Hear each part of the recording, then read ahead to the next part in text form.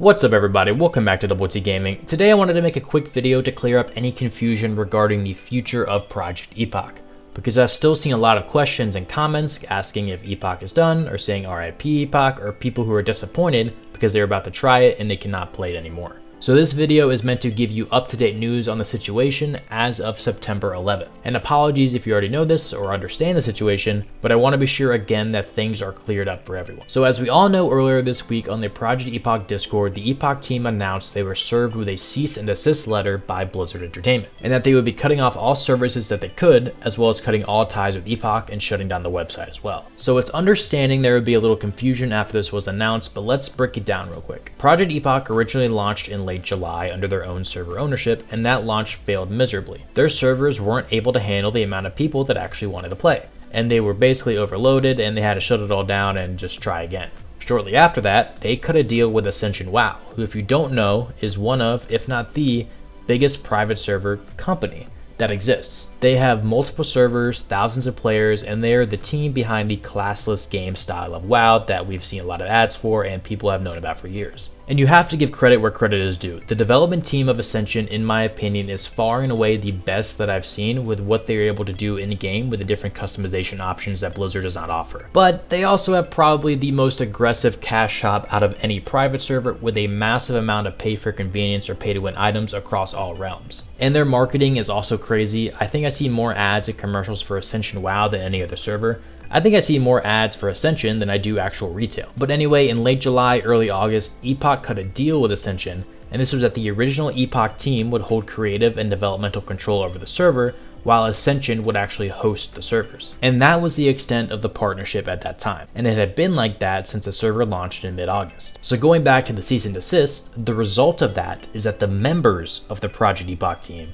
the ones who had that creative control and development on the server, are no longer working on the server. And there are rumors swirling around about this, and that potentially there was no cease and desist, and this was Project Epoch team's like scapegoat to wash their hands of the server, just based on the overall bugginess and issues that have come about it. I'm not going to speak on any of that. There is no proof of that at all, and I find this a lot more likely that it's just Blizzard cracking down on servers like we've seen with Turtle and Everlook prior. Also, quick sidebar, because I've been seeing this, I see a lot of people saying this is actually Microsoft and not Blizzard, and that we are scared to call Microsoft out. I don't really think that's true at all. Blizzard has been going after private servers for over a decade now, way before they were acquired by Microsoft a few years back. Now, I'm sure Microsoft has some input on the current situations that Blizzard are in, but at the end of the day, this is Blizzard protecting their own IP they've had since the early 2000s. But anyway, so yeah, the Project Epoch team, those members are no longer working on the server at all. Instead, Ascension WoW, who remember already was hosting the servers, is now taking over development. And I mentioned this next part in my previous video, that Ascension posted the following message on Discord, which in short says that Kezan and Gurubashi are staying online, so the actual servers are staying online. The Epoch team had a full roadmap already created and most of it developed.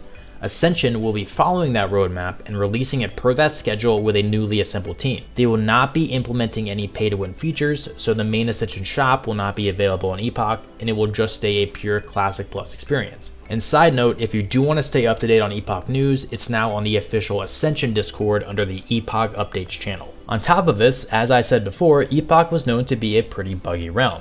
Ascension, who again I said earlier was one of the best development teams in the community, seems to be taking the bug issues by storm and immediately implemented several different bug reporting and tracking features on the server, as well as an NPC on Gurubashi that offered faction transfers in order to fight faction imbalance on the PvP server, and has since closed the gap from what was originally 55% Horde to 45% Alliance down to a 52-48 split. So a couple of things. One, in my opinion, I think for the players of Epoch, this is probably better for them in the present than if the original team were still in charge. No hate or anything towards the original team. It's fantastic they were able to develop this, and there's a great idea behind it. But once again, the main complaint about the server was the constant amount of bugs people would run into and overall instability. Now, with Ascension fully in charge of development and maintenance on these servers, there is a good chance we'll see a lot of those bugs knocked out and an overall increase in stability of the servers. Again, say what you want about Ascension, but they know how to produce a quality product. So second, what does this mean legally? Well, I guess technically, if this was a cease and desist, the Epoch team washed their hands of it. They are supposedly no longer involved with the project,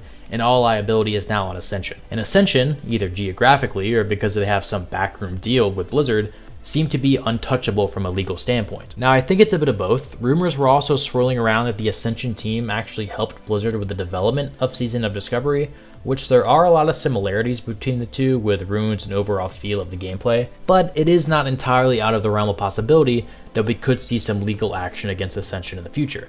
But even so, will that actually affect Ascension at all? Who knows? I think Blizzard's only play when it comes to these geographic issues legally would be to put pressure on third parties like payment processors or other hosting providers, try to cut these servers' legs out, which I think we might see with Turtle WoW, but again, that's all speculation. But bottom line for everyone, the original members of the Epoch team are gone. The servers are still online, Ascension WoW is now in full control of the servers, and it will remain under the roadmap that the original Epoch team had for it.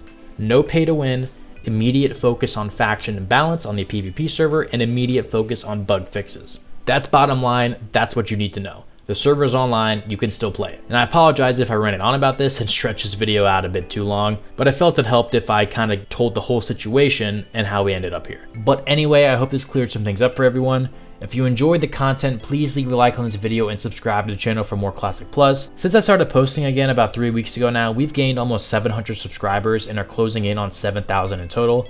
My content in the past has been all over the place with 2K, Yu-Gi-Oh, Pokemon, WoW, but I think Classic Plus is kind of where I want to stay. I honestly didn't think that that type of growth would be possible, and just the overall engagement that we've had in the comment section has also been really incredible to see. So again, thank you guys so much for all the support. I really appreciate it. I hope to continue this trail we're on and keep pushing out content that you guys like. And if you have any suggestions for videos, please leave those in the comments as well. But again, thank you guys for watching. This is Double T Gaming, and I will see you guys in the next video.